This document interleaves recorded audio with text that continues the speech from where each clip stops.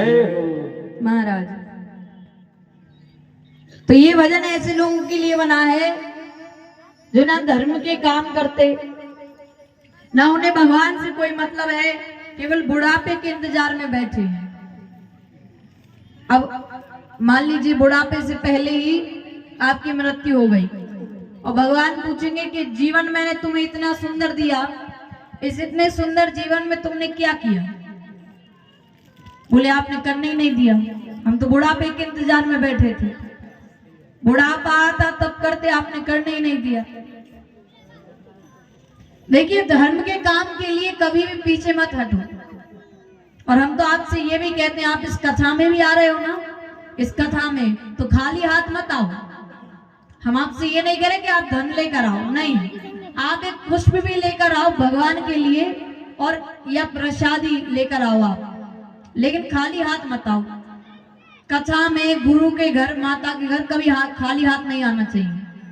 तो आप धन लेकर मत आओ, उसकी आवश्यकता नहीं है, बहुत है, लेकिन प्रसादी जैसे हो और भगवान के लिए पुष्प हो तो कम से कम वो तो आप लेकर के आओ, खाली हाथ मत आओ। धर्म के काम में कभी पीछे नहीं हटना चाहिए। आजकल व्यक्ति के हाथ से 1 रुपए नहीं छूटता कि मेरा है मेरा है।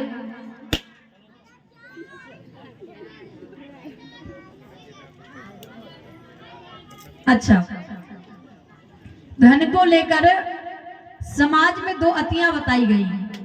पहली, जो देते ही नहीं है, उनके हाथ से पैसा छूटता ही नहीं है, और दूसरी, जो देना भी नहीं चाहते पर बताने के लिए तो दे देते हैं, निकल जाता है।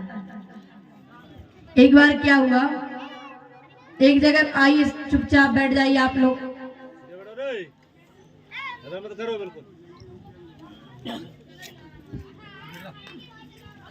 एक बार एक भंडारा चल रहा था, तो वहां पर सब लोग दान कर रहे थे। एक व्यक्ति खड़ा था, उससे कहा कि सब लोग दान कर रहे हैं, तुम भी दो। तो बोले अब सब दे रहे हैं तो हम दे, जरूरी थोड़ी है। तो कहा कि सबका फल सबको लगेगा, तुम्हारा फल तुम्हें लगेगा, दो। तो बोले अच्छा ठीक है, दे देंगे। कितना? 1 रुपए, कल लेकर आएंगे। पहले का जमाना था तो वो 1 सिक्का भी बहुत कीमती था। अब वो कल लेकर आया, मुट्ठी बंद 1 सिक्का अपने मुट्ठी में रखा। अब उससे छूटे ना, वो क्या सोचे, अब सब दे रहे हैं तो हम दे, जरूरी थोड़ी है।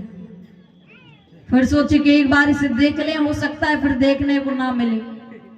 तो जैसे ही हाथ खोला तो हाथ पसीज गया था, हाथ पसीज गया था। तो उसने उस सिक्के से कहा, अरे तुम बहुत रोते हो, हम तुम्हें किसी को नहीं देंगे।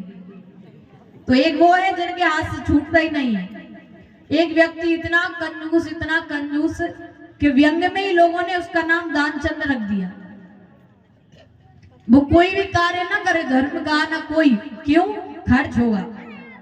पत्नी ने कहा कि गंगा जी में स्नान करे, अब 12 किलोमीटर है, खर्च नहीं होगा, और यदि इतना भी है तो सवारी मत करना, पैदल चले जाना। तो सोचा दानचंद ने कि चला जाए, सवारी नहीं करेंगे, पैदल चले जाएंगे। अब वो गया गंगा जी में स्नान करने, पैदल गया। अब वहां पर वो घाट पे नहीं गया, क्यों? पंडा लोग मिलेंगे, वो कहेंगे महाराज दान दो। तो वो कहां गया? मुर्दा घाट पे गया। मुर्दा घाट पे गया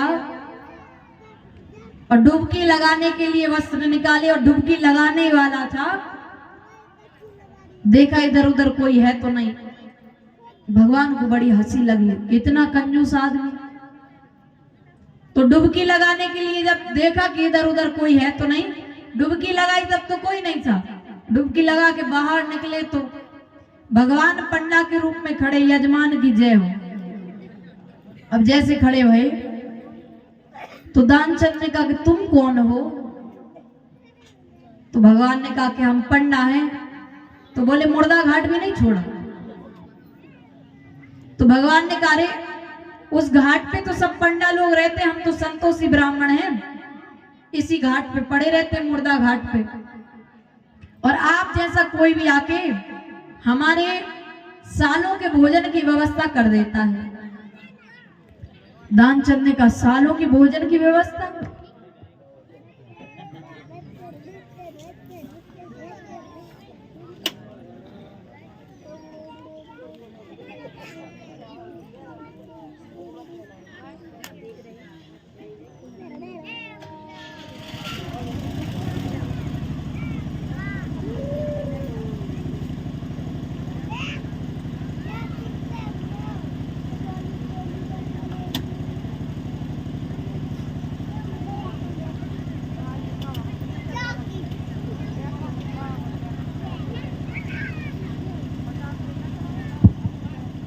बोलिए राघवेंद्र सरकार की। दानचंद ने कहा सालों के भोजन की व्यवस्था। बोले हाँ। बोले हम एक दिन की भी नहीं करेंगे, एक समय की भी नहीं करेंगे। तो पंडा ने कहा भगवान ने कहा कि कोई जबरदस्ती थोड़ी है, जो तुम्हारी इच्छा पर देना तो पड़ेगा। दानचंद ने कहा हमने आज तक नहीं दिया, आज क्या देंगे। बोले नहीं आज तो देना पड़ेगा। तो दानचंद ने कहा ठीक है दे देंगे। कितना। वो एक धेला। ठीक है। बोले दो। बोले नहीं उधार, उधार ले लो, लिख लो, घर आ जाना ले जाना। दानचंद ने सोचा एक धेला लेने कौन आएगा, भूल जाएगा, उधारी लिखवा दी। बोले एक धेला। अब दानचंद बड़ा हारा थका घर गया, सोने ही वाला था कि इतने में दरवाजे पे आवाज आई यजमान की जय हो। दानचंद ने पत्नी से कहा कि जाकर देखो कौन है। पत्नी गई, देख कर आई तो पति से कहा, दानचंद से कहा कि किसी से कह आए थे दान की। बोले हाँ कह तो आए थे। बोले आ गए, दरवाजे पे खड़े हैं। दानचंद ने कहा आ गया वो। बोले हाँ आ गए। तो दानचंद ने कहा क्या तू बीमार है, क्या तू बीमार है, अभी नहीं मिल पाएंगे। पत्नी ने जाकर कह दिया कि बीमार है। तो वो तो भगवान है। पंडा ने कहा कि बीमार है। अरे बीमार है तो चलो दान तो छोड़ो, यजमान तो हमारे हैं, अब यजमान बीमार है हम कैसे चले जाएं। आप तो हमारे भोजन की व्यवस्था कर दो, हम तो यहीं रुकेंगे। अब जैसे कहा तो पत्नी ने जाकर कहा कि वो कह रहे हैं कि यजमान बीमार है। दानचंद ने कहा नहीं जा रहा।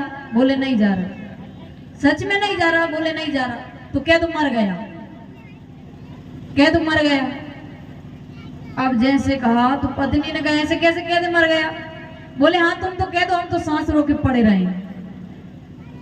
अब पत्नी ऐसे ही जाके रोने लगी, अरे अभी अभी चले गए। पंडा ने कहा चले गए। बोले हाँ चले गए। तो बोले अब यजमान का अंतिम संस्कार किए बिना हम कैसे जा सकते हैं। अब महाराज कहा कि अब आप कहां पूरे गांव में कहती फिरेंगी, मैं ही कह देता हूं। पंडा ने पूरे गांव में कह दिया दानचंद चले गए, यजमान चले गए, दानचंद चले गए। विचित्र बात, पूरा गांव इकट्ठा भी हो गया। अब और वो विचित्र आदमी सांस रोक के पड़ा। अब सब ले जाने लगे। तो वो पत्नी रोए कि नहीं मरे, वो सच में रोए कि नहीं मरे। लेकिन लोगों ने कहा कि अब जाने वाला तो गया, ये तो सब मोह माया है। वो पत्नी सच में रोए कि नहीं मरे। वो विचित्र आदमी बोले ही ना, सांस रोके पड़ा। अब ले जाया गया। भगवान सोचे मर जाएगा पर बोलेगा नहीं। अब ले जाया गया दानचंद को और जाकर चिता पर लेटाया। अग्नि लगने वाली थी। भगवान ने सोचा ऐसे तो ये मर जाएगा। बताओ एक धेले के लिए। तो भगवान ने कहा कि हम यजमान के कान में एक मंत्र कहेंगे। तो लोगों ने कहा कह दो। भगवान ने दानचंद के कान में कहा आया हूं बैकुंठ से, तुम हित नाता जोड़। हम बैकुंठ से आए हैं और तुमसे नाता हमने जोड़ा। दानचंद ने सोचा कि ये तो भगवान है। आंखें खोली, वही पंडा। अब फिर नेत्र बंद कर लिए। तो भगवान ने कहा कि चल तू कुछ दे मत, तू मुझसे ही कुछ मांग ले। उसने कहा धेला दीजिए छोड़। अब कुछ लोग ऐसे हैं जिनसे एक धेला नहीं, एक पैसा नहीं छूटता हाथ से। कहने का तात्पर्य ये है, ये जो पैसा बंगला गाड़ी हम अपना अपना करते हैं, हमारा कुछ नहीं है। शरीर तक हमारा नहीं है, ये भी किराए का है। तो मनु शत्रुपा ने तप किया, हजारों वर्ष तक घोर तपस्या के शरीर सूख गया था। भगवान रीझे, भगवान प्रकट भये, इतने सुंदर लग रहे हैं। नील सरोरुह नील मणि, नील नीरधर श्याम, लाजहि तन शोभा निरखी, कोटि कोटि सत्कार। इतने सुंदर भगवान लग रहे हैं। भगवान ने कहा जो मांगो। मनु चाहते हैं कि भगवान ही हमारे पुत्र के रूप में आ जाएं, पर अब सामने से कह तो नहीं सकते कि प्रभु आप पुत्र के रूप में आ जाओ। तो कहा कि प्रभु मुझे आप जैसा पुत्र चाहिए। भगवान ने कहा हम जैसा कौन होगा, हम ही आ जाएंगे। और मेरे जैसा भी चाहिए तो भरत को ले आऊंगा। भरत जी बिल्कुल राम जी के जैसे ही लगते हैं, आप दर्शन करिए। भगवान ने मनु जी और शत्रुपा जी पति पत्नी दोनों खड़े हैं। भगवान ने पूछा क्या चाहिए, तो शत्रुपा जी नहीं बोली, पति बोले, पहले मनु जी बोले और कहा कि प्रभु मुझे आप जैसा बालक चाहिए। भगवान ने वरदान दिया हम ही आपके घर पुत्र के रूप में आ जाएंगे। भगवान ने शत्रुपा जी से पूछा कि आपको क्या चाहिए। शत्रुपा जी ने कहा कि प्रभु अब मैं क्या मांगू, अरे मेरे पति ने मांगा, भले मेरे पति ने है, पर आएंगे तो आप मेरे ही गर्भ से, तो अब मैं क्या मांगू, जितना मांगना था मेरे पति ने ही मांग लिया।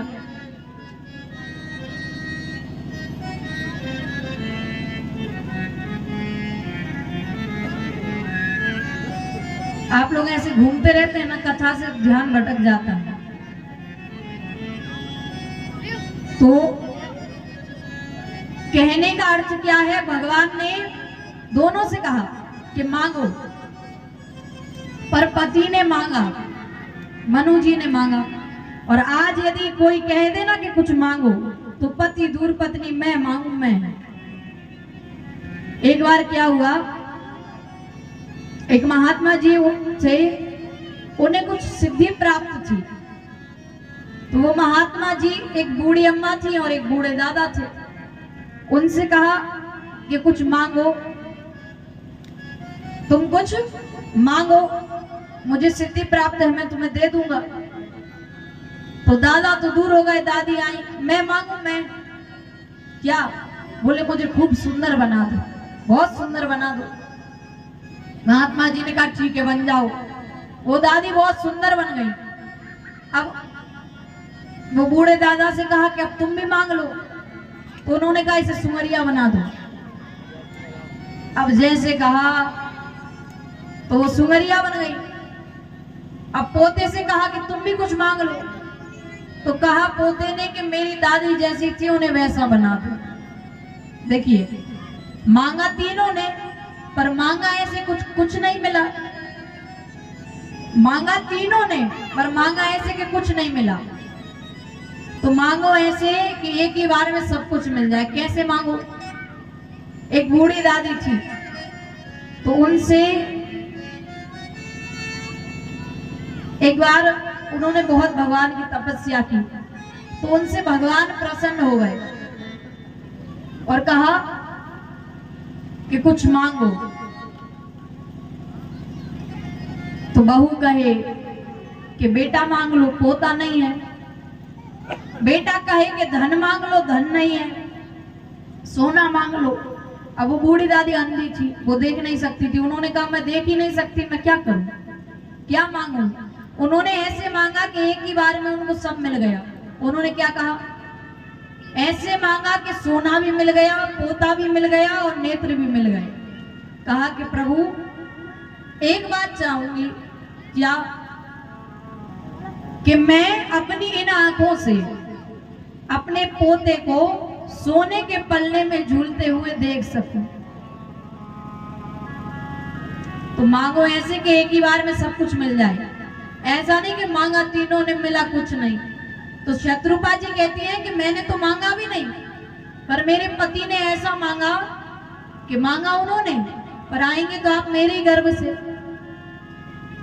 अब भगवान बड़े प्रसन्न हुए। एक और कारण है, सत्यकेतु नाम के एक राजा थे। इनके पुत्र का नाम था प्रताप भानु। प्रताप भानु बड़े शक्तिशाली दानी थे। एक बार एक राजा से इनका युद्ध हुआ, तो वो राजा युद्ध में प्रताप भानु से हार गया और वो इतना शर्मिंदा हुआ कि वो घर नहीं गया लौट के कि मैं हार गया। जंगल में एक कुटिया बनाई और साधु का वेश बनाकर रहने लगा। एक बार प्रताप भानु एक सुअर का, मायावी सुअर, उसका शिकार करते करते उसी जंगल में गए। वो आधी रात हो गई। प्रताप भानु को वही उसी कपटी की कुटिया दिखाई दी। वो उस कुटिया में चले गए। प्रताप भानु ने नहीं पहचान पाया कि ये वही है जो मुझसे युद्ध में हारा था, क्योंकि वो साधु का वेश बना के कपटी के रूप में वहां पर रह रहा था। लेकिन वो पहचान गया कि ये वही है जिसने मुझे युद्ध में हराया था। अब तो वो बड़ा प्रसन्न हो गया कि आज तो खुद कुआं चल के प्यासे के पास आ रहा है। अब प्रताप भानु आए, नाम पूछा कि तुम्हारा क्या नाम है। प्रताप भानु ने कहा कि मेरा नाम धर्म रुचि है। दूसरा नाम बताया। अब वो तो सब जानता है क्योंकि युद्ध में हारा था। उसने कहा कि तुम्हारा नाम धर्म रुचि नहीं है, तुम्हारा नाम प्रताप भानु है, तुम बड़े दानी हो, तुम्हारे परिवार में इतने सदस्य हैं, सब बताया। प्रताप भानु ने कहा ये तो बड़े महापुरुष हैं। और प्रताप भानु ने कहा कि आपका नाम क्या है। तो उस कपटी ने इतना बड़ा झूठ बोला। उसने कहा कि मेरा नाम एक तनु है। एक तनु अर्थात बोले जब से ये संसार है मेरा ये एक ही शरीर है, मैंने शरीर नहीं बदला, एक ही तन है, एक तन। प्रताप भानु ने कहा कि आप तो बड़े महापुरुष हैं, तो आप मुझे कुछ दीजिए। तो बोले ठीक है मैं वरदान दे दूंगा, लेकिन एक बात। क्या? बोले तुम ब्राह्मणों को भोजन कराओ, रसोई में बनाऊंगा। कहा कि ठीक है।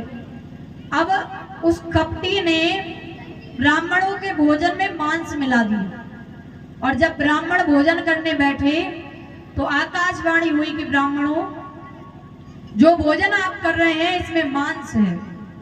ब्राह्मणों ने प्रताप भानु को श्राप दे दिया कि राजन, तुमने हमें मांस खिलाने का प्रयास किया, जाओ तुम राक्षस बन जाओ, तुम्हारा सारा परिवार राक्षस बन जाए। तब वही प्रताप भानु रावण बना। रावण के भाई कुंभकर्ण और विभीषण बने। सारा परिवार राक्षस कुल में जन्मा। अब बने तो रावण, कुंभकर्ण और विभीषण गए ब्रह्मा जी के पास, वरदान मांगा। रावण गया। रावण ने कहा हम काहू के मरे ही ना मारे, अमर हो जाऊं। ब्रह्मा जी ने कहा संभव है। तो बोले बानर मनुज जाति दो वारे, बंदर और मनुष्य से मर जाऊं। ब्रह्मा जी ने कहा तथास्तु। कुंभकर्ण गए तो कुंभकर्ण कहना चाहते थे कि मैं 6 माह तक जागूं, एक दिन को सोऊं। सरस्वती मैया ने सोचा यदि ये 6 माह तक जाग गया तो जल्दी से सृष्टि खत्म हो जाए, कोई बचेगा ही नहीं। तो सरस्वती मैया बुद्धि में बैठ गई। कुंभकर्ण ने कहा कि मैं एक दिन को जागूं और 6 माह तक सोऊं। विभीषण गया विभीषण पास पुनी, कहूं पुत्र वर मांग। और विभीषण ने क्या मांगा? ते ही मांगे वो भगवंत पद, कमल अमल अनुराग। विभीषण ने कहा कि प्रभु मुझे राम जी की भक्ति हो जाए, मुझे राम जी का दर्शन हो जाए। ब्रह्मा जी ने कहा कि तथास्तु। रावण का विवाह मैं नामक दानव ने अपनी बेटी मंदोदरी से कराया। रावण अपने दोनों भाइयों को लेकर गया पाताल में, विवाह करा के लेकर आया। आपको बताएं इतना आतंक रावण का बड़ा, कुबेर पर ढावा बोलकर रावण ने पुष्पक विमान जीत लिया। इतना आतंक रावण का बढ़ा कि धरती मैया कुलाई और गौ माता का रूप बनाकर गई मुनियों के पास कि भगवान को कैसे बुलाएं, भगवान कैसे आएंगे। तो मुनियों ने कहा कि हम तो नहीं जानते। तो मुनि धरती मैया को लेकर गए ब्रह्मा जी के पास। ब्रह्मा जी कहे मैं भी नहीं जानता भगवान कैसे आएंगे। ब्रह्मा जी धरती को लेकर मुनियों को लेकर गए शंकर जी के पास। कहा कि शंकर जी बताएंगे भगवान कैसे आएंगे। किसी ने कहा बैकुंठ चलो भगवान मिल जाएंगे, किसी ने कहा क्षीर सागर चलो वहां भगवान मिलेंगे। शंकर जी ने कहा कहीं जाने की आवश्यकता नहीं है। क्यों? हरि व्यापक सर्वत्र समाना, भगवान हर जगह है। हरि व्यापक सर्वत्र समाना, कोने कोने में भगवान है। लेकिन प्रेम ते प्रकट होए मैं जाना, भगवान हरि व्यापक सर्वत्र समाना, हर जगह है। लेकिन प्रकट कैसे होंगे? प्रेम ते प्रकट होए मैं जाना, प्रेम से प्रकट होंगे। तो बुलाओ, प्रेम से बुलाओ। सारे देवता लगे भगवान को बुलाने। आइए कौन कौन चाहता है कि भगवान प्रकट हो जाए, जन्म हो जाए भगवान का? सभी लोग मिलकर गाएंगे श्रीमन नारायण नारायण नारायण, श्रीमन नारायण नारायण नारायण, श्रीमन नारायण नारायण नारायण, श्रीमन नारायण नारायण, श्रीमन नारायण नारायण नारायण, श्रीमन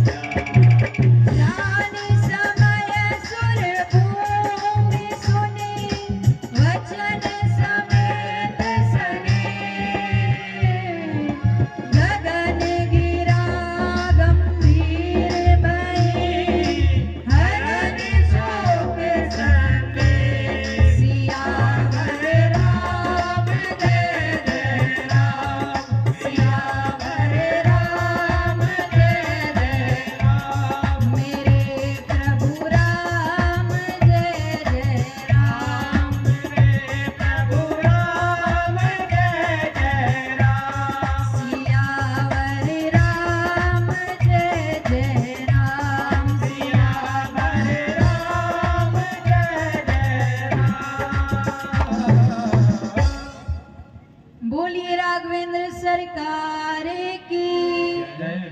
महाराज जैसे सबने मिलकर प्रेम से बुलाया, आकाशवाणी हुई, हे देवता, हे मुनिवृंद, हे इंद्रदेव, आप चिंता मत करो, हम सूर्यवंश में अवतार लेंगे और पृथ्वी के भार का हरण करेंगे, आप चिंता मत करो। जैसे कहा सब जाने लगे। ब्रह्मा जी ने कहा कहां चले? भगवान आ रहे हैं तो उससे पहले हमें पृथ्वी पर जाना पड़ेगा। तब शंकर जी स्वयं हनुमान जी बने, ब्रह्मा जी जामवंत जी बने और राजा इंद्र बाली के रूप में आए, विश्वकर्मा भगवान नल नील बने, सारा देव समाज बानर रीछ बनकर पृथ्वी पर जाने लगा, भगवान का इंतजार कर रहे हैं।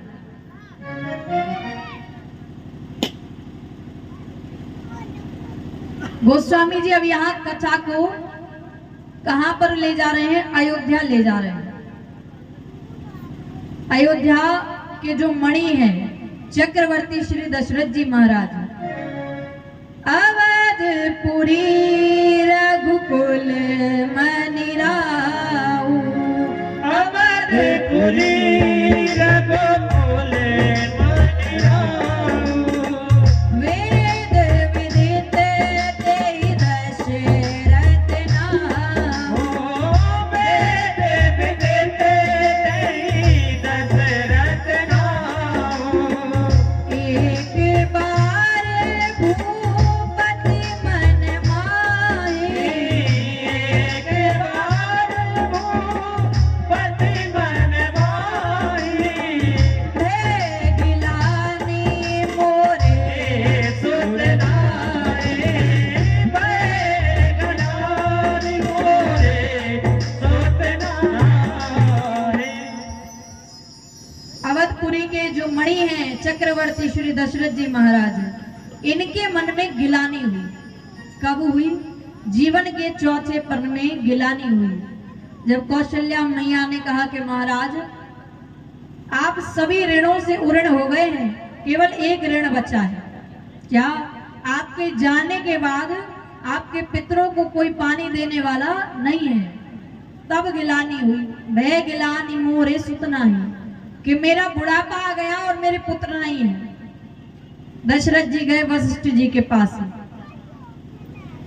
गुरु गृह गया तुरंत महिपाला, गुरु गृह गया तुरंत महिपाला, चरण लागी कर नयन सारा, चरण लागी करी विनय विचारा।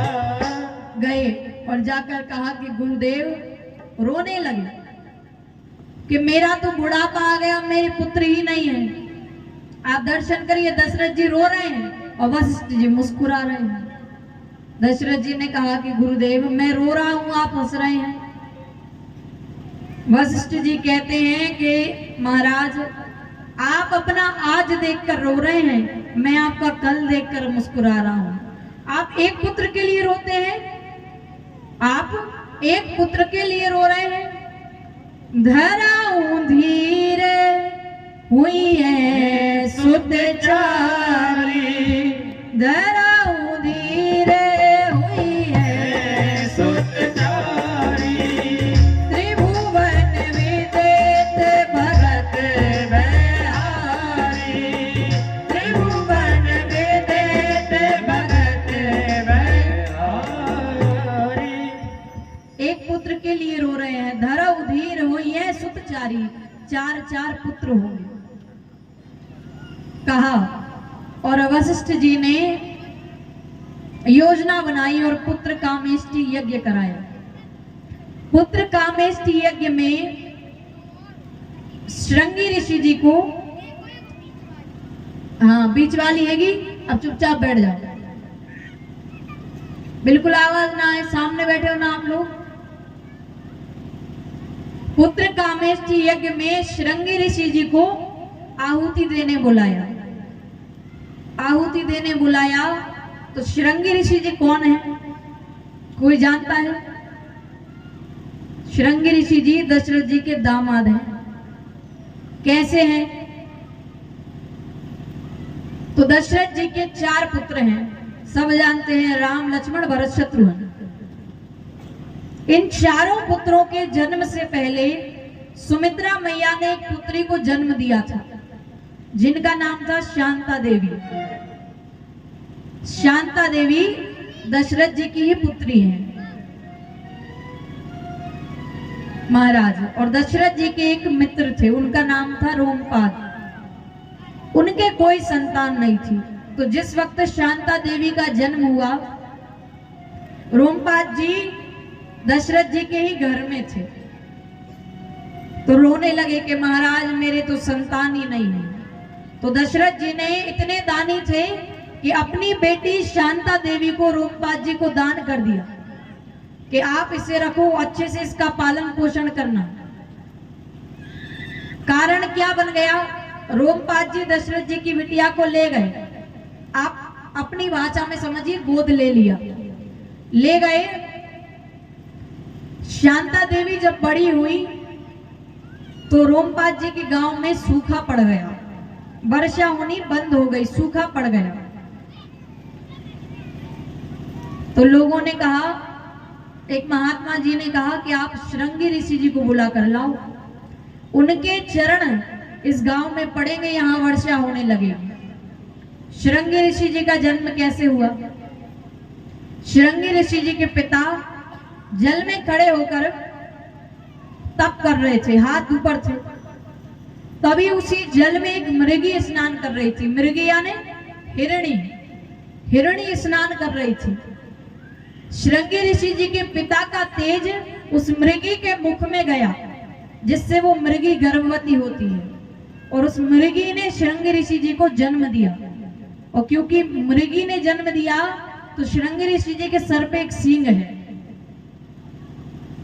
जन्म हुआ, श्रृंगी ऋषि जी ने पिता की ओर पलट कर नहीं देखा और गए जंगल में रहने लगे। बड़ी बड़ी जटाएं, आज तक इंसानों को श्रृंगी ऋषि जी ने देखा ही नहीं, उनके तो बड़ी बड़ी जटाएं। अब जैसे शांता देवी से कहा गया कि श्रृंगी ऋषि जी को लेकर आओ, यहाँ वर्षा होने लगेगी। शांता देवी अपनी सखियों के साथ गई और श्रृंगी ऋषि जी के यहाँ गई। तो आप दर्शन करिए, शांता देवी क्योंकि राजा की पुत्री है तो बड़े बड़े केश हैं, बड़े सुंदर बाल हैं। श्रृंगी ऋषि जी ने आज तक स्त्री को नहीं देखा। श्रृंगी ऋषि जी शांता देवी के केशों की ओर देखकर कहते हैं, देवी ये क्या है? शांता देवी ने कहा, ये हमारे बाल हैं, हमारे केश हैं। बोले ऐसा भी होता है? हाँ, क्योंकि श्रृंगी ऋषि की तो जटाएं थी। अब श्रृंगी ऋषि जी ने शांता देवी के स्तनों की ओर देखकर कहा कि देवी ये क्या है? इतना विवेकपूर्ण उत्तर शांता देवी ने कहा कि मैं आपको बताऊं ये क्या है। अभी मैं एक बालिका हूं, जब मेरा विवाह हो जाएगा, जब मेरे पुत्र हो जाएगा, मेरा पुत्र जब होगा तो वो किस प्रकार से भोजन पाएगा, उसकी व्यवस्था परमात्मा ने आज से कर रखी है। और आपको क्या प्रमाण चाहिए कि भगवान है? आपका विवाह होगा जब होगा, आपके पुत्र होगा जब होगा, पर वो किस प्रकार से भोजन पाएगा, उसकी व्यवस्था भगवान ने आज से कर रखी है। अब तो श्रृंगी ऋषि जी धन्यवाद देने लगे कि वाह ईश्वर तेरी सृष्टि। शांता देवी ने श्रृंगी ऋषि जी को हलवा खिलाया, हलवा खिलाया और अपने साथ ले गई अपने गांव में। और जैसे श्रृंगी ऋषि जी के चरण पड़े तो उस गांव में वर्षा होने लगी। रोमपाद जी बड़े प्रसन्न हुए और शांता देवी का विवाह श्रृंगी ऋषि जी से उन्होंने करवा दिया। शांता देवी थी तो दशरथ जी की ही पुत्री, रोमपाद जी ने गोद लिया था। तो इस नाते दामाद आज पुत्र कामेष्टि यज्ञ में आहुति देने आए हैं। भगति सहित मुनि आहुति दीने, भगत सहत मुनि आहुति दीनी, प्रगटे अग्नि चरु कर लीनी, प्रगटे अग्नि चरु कर लीनी। सहित मुनि आहुति दीनी। भगति सहित मुनि आहुति दीनी। प्रगटे अगनि चरु कर लीनी। प्रगटे अगनि चरु कर लीनी। जो वशिष्ठ कछु हृदय विचारा। जो वशिष्ठ कछु हृदय विचारा। सकल काज भासे दे तुम्हारा। सकल काज भासे दे तुम्हारा। पुत्र कामेष्टि यज्ञ भया। यज्ञ के उपरांत अग्नि कुंड से अग्नि नारायण भगवान प्रकट भये और प्रगटे अग्नि चरुकर लीनी। चरुकर यानी खीर। खीर का प्रसाद अग्नि नारायण भगवान ने दिया और वशिष्ठ जी से कहा कि ये दशरथ जी को दो और कहो कि तीनों रानियों में आधा आधा भाग बांट दे। दशरथ जी ने तीनों रानियों में आधा आधा भाग, एक भाग सुमित्रा मैया को, एक भाग कैकेयी मैया को, एक भाग कौशल्या मैया को दिया। सुमित्रा मैया के हाथ से खीर का पात्र चील लेकर उड़ गई। वो चील जा रही थी रास्ते में तो अंजनी मैया उबासी ले रही थी। उबासी ले रही थी, उस खीर के पात्र में से खीर चील ने अंजनी मैया के मुख में गिरा दी, जिससे अंजनी मैया भी गर्भवती होती है और अंजनी मैया के गर्भ से हनुमान जी महाराज का जन्म होता है। इस नाते हनुमान जी महाराज राम जी के भाई भी कहे जाते हैं। एक बार सभी लोग प्रेम भाव से बोलिए हनुमान जी महाराज की। क्योंकि हनुमान जी महाराज का भी जन्म हुआ है तो आइए एक बार उन्हें भी प्रसन्न कर दें। हनुमान जी महाराज राम जी के बहुत बड़े भक्त हैं तो उनको भी एक छोटे से भजन से प्रसन्न करें, फिर राम जी के जन्म की ओर चलते हैं। वीर हनुमाना अति बलवाना। वीर हनुमाना अति बलवाना। वीर हनुमाना अति बलवाना। वीर हनुमाना अति बलवाना। राम राम रसियो रे प्रभु मन बसियो रे। राम राम रसियो रे। प्रभु मन बसियो रे। हे वीर हनुमाना अति बलवाना। वीर हनुमाना अति बलवाना। राम राम रसियो रे प्रभु मन बसियो रे। राम राम रसियो रे। प्रभु मन बसियो रे।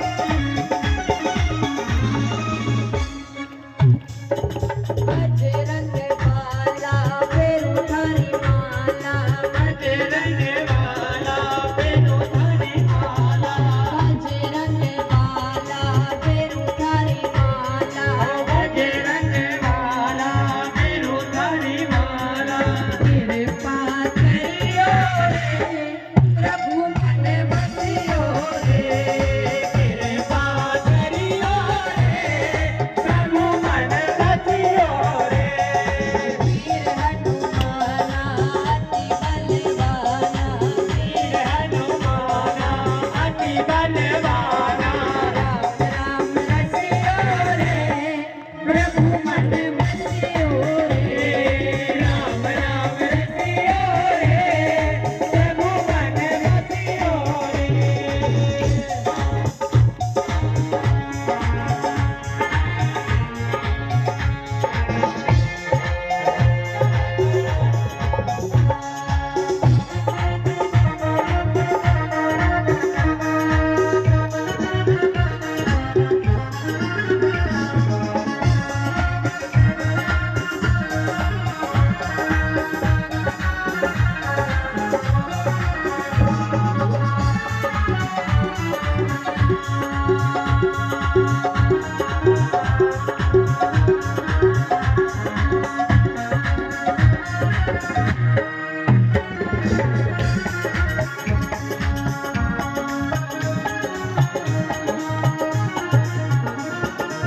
राम जी का प्यारा सिया का दुलारा राम जी का प्यारा सिया का दुलारा राम जी का प्यारा सिया का दुलारा राम जी का प्यारा सिया का दुलारा संकट हरियो रे प्रभु मन बसियो रे संकट हरियो रे प्रभु मन बसियो रे वीर हनुमाना अति बलवाना वीर हनुमाना अति बलवाना राम राम रसियो रे प्रभु मन बसियो रे राम राम रसियो रे प्रभु मन बसियो रे आइए अब नीचे से आवाज आई हाथ ऊपर पीछे तक आज तो संख्या भी ज्यादा है पीछे तक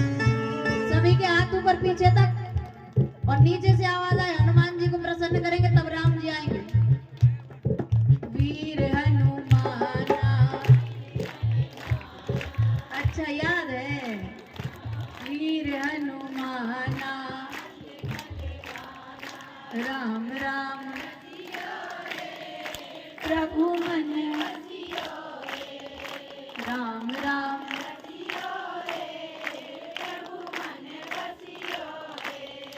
राम जी का सिया का संकट प्रभु मन आइए अब सभी के हाथ ऊपर पीछे तक वीर हनुमाना अति बलवाना वीर हनुमाना अति बलवाना राम राम रसियो रे प्रभु मन बसियो रे राम राम रसियो रे प्रभु मन बसियो रे राम राम रसियो रे प्रभु मन बसियो रे राम राम रसियो रे प्रभु मन बसियो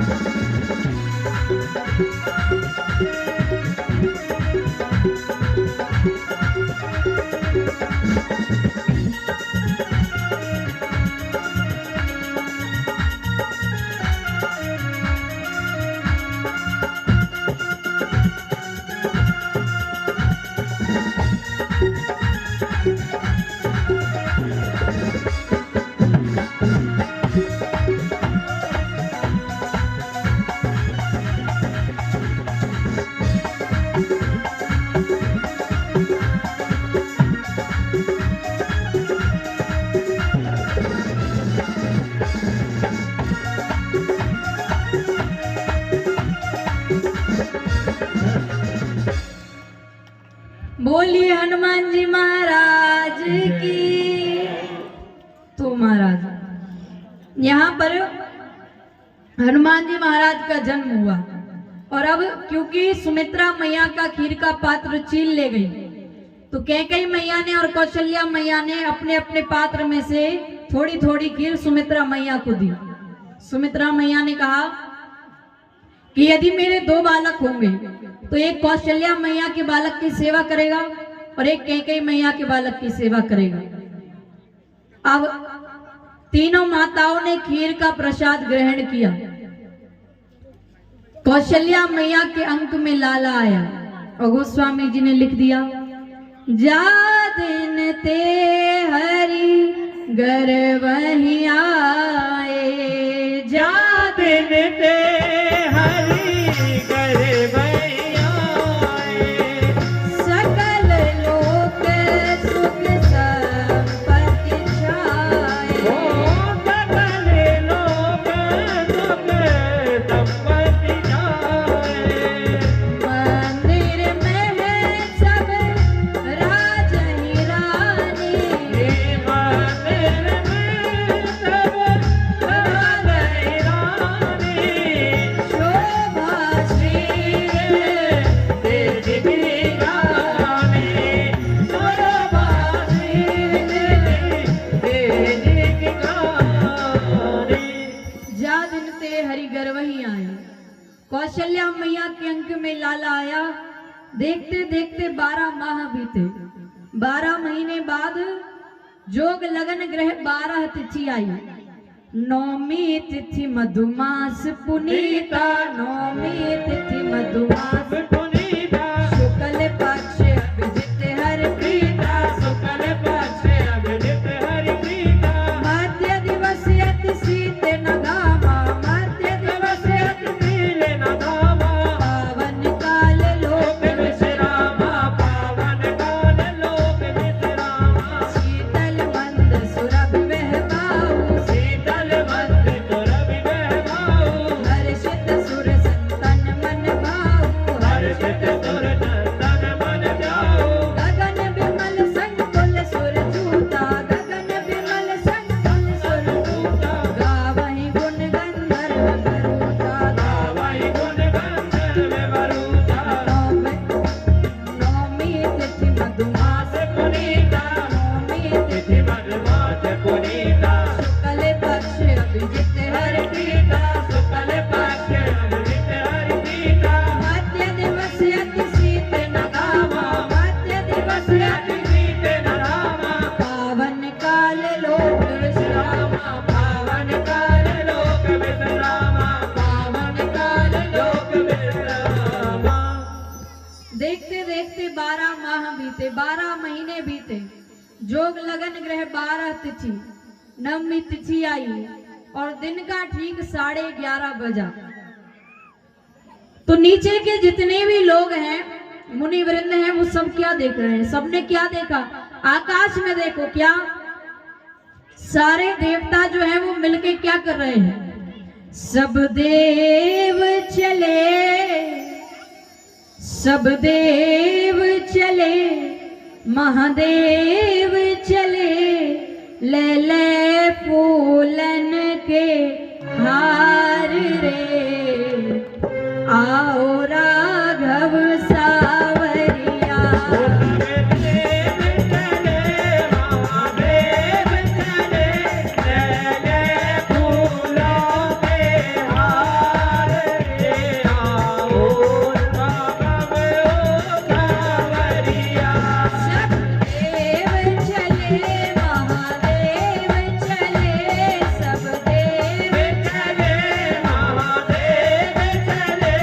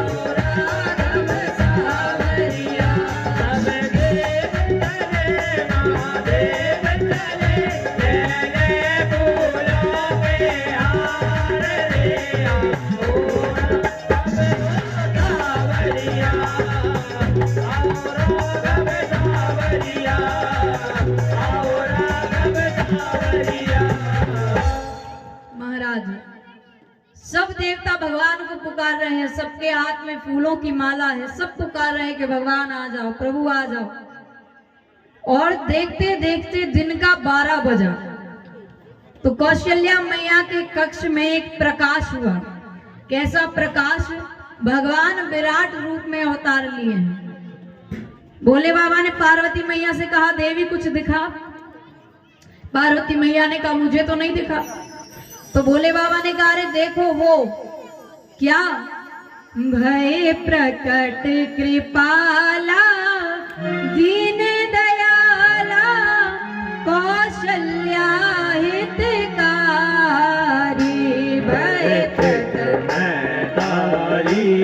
मुनि मनहारे अद्भुत रूप निहारे, लोचन अभिरामा तनु घनश्यामा, निज आयुध भुज चारि, भूषण मन माला नयन विचारा, शोभा से भरारी, यह दुई कर जोरी स्तुति तोरी, कहीं विधि करो माया गुण गाना दीन अमाना, वेद पुराण बनता, करुणा सुख सागर, सब गुण आगर, नहीं गावई श्रुति संता। तो ममेत लागी अजोरुआगी, परम प्रगट श्रीकांता, ब्रह्मांड निकाया निर्मित माया, रोम रोम प्रतिवेद करे, मम मोरे सोमाती है पुराती, सुनत वीर मधुकर नवरे, उपजा जब ज्ञाना प्रभु मुस्काना, चरित बहुत विधि कीन चरे, कही कथा तुम्हारी पाठ बुझाई, कही प्रकार कथ रहे, माता पुनि बोली सोमत डोली, तजऊ तात यह रूपा, लीला अतिशय लीला ऐसो के परम अनुपा, सुनि वचन सुजाना, रोदन ठाना, होई बालक स्वरूपा,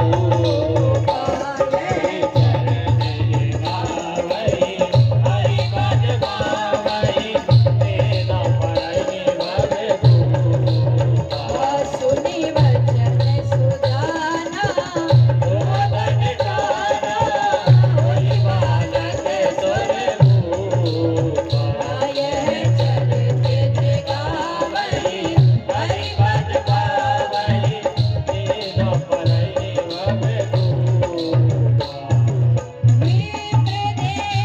सुर संगहित, लीन मनुज अवतार,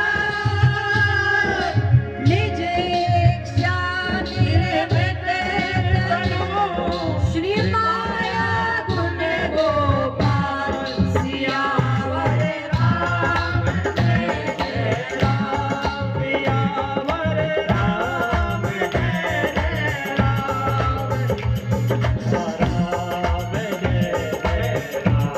सियावर राम जय जय राम, सियावर राम जय राम।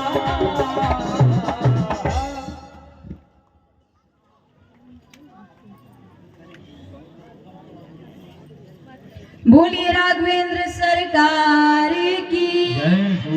भगवान अवतार लिए कैसे? विप्रधेनु सुर संत हित लीन मनुज अवतार। शरीर कैसा है? निज इच्छा, भगवान की इच्छा के अनुरूप। पद पाताल शीश अज धामा, पांव पाताल में है, शीश सर ब्रह्मलोक में है। चतुर्भुज रूप में भगवान अवतार लिए। अवतार लेते ही कौशल्या मैया से कहा, कहो मार दो रावण को।